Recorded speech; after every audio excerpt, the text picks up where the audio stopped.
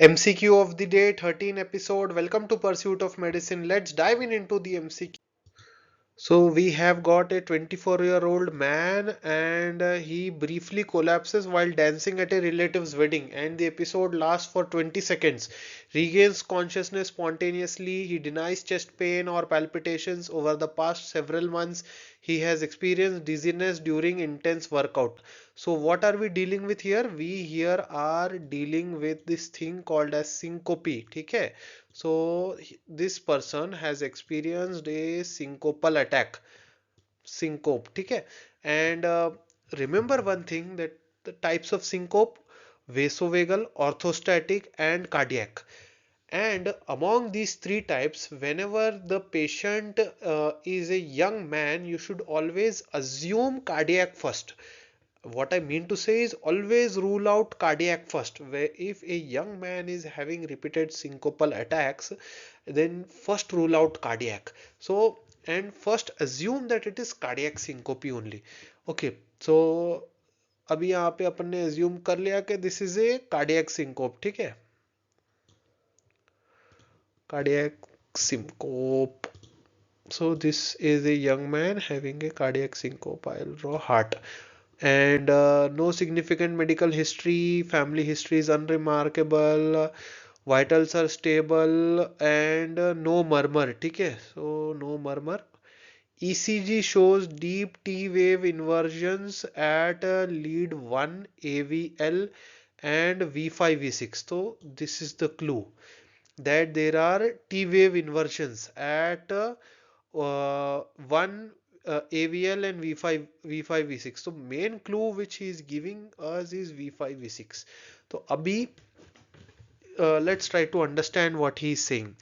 What is T wave inversion? First of all, what does T wave represent? Remember one thing, that in ECG, QRS denotes the contraction of the ventricles and T wave denotes the relaxation of the ventricle. So if this T wave should be upright in most of the leads. In some leads it is inverted naturally, but in most of the leads it should be upright. Now, if this T wave is inverted, it means there is a problem with the relaxation of the ventricles, or there is a problem with repolarization. So QRS में कोई problem नहीं है, it means contraction में कोई problem नहीं है, contraction is in the relaxation. So sorry, problem is in the relaxation. So, and where do we have problem in the relaxation? In V4, V5, V6. Remember, V4, V5, V6 are lateral leads. So the lateral wall of the left ventricle is having problems with relaxation. So now you have understood that this is a man who is having cardiac syncope and he is having some defect in his ventricle, and his ventricles are not able to relax properly, and because of this he is having repeated syncopal attacks. Now we'll see what he is asking in the question. In the question he is asking what is the next step in the management. Holter monitoring, ambulatory ECG monitoring. ठीक है, we'll keep this aside. Exercise treadmill testing. See, this person is already experiencing dizziness and syncope with exertion, so you can cause some problem in this person if you further do exercise stress testing. Echocardiography seems suitable. Table tilt testing, no, it's for other type of syncope. ठीक है. Hydration, no, this person, if the problem was dehydration or anything, then he wouldn't have the history of repeated dizziness and he wouldn't have this ECG abnormality. ठीक है. So now we are left with two problems, two options. The two options are, either you do a ECG monitoring, Holter monitoring, or either you do a echocardiography. How to choose between these two? Now where is the problem? The problem is in the relaxation of the ventricles. Means the problem is structural or the problem is functional? The problem is structural. So if the problem is structural, we would want to see the myocardium first, we would want to see the ventricle first. Another thing is that we already have got an abnormal ECG, so there's no need to do another 24-hour monitoring of the ECG.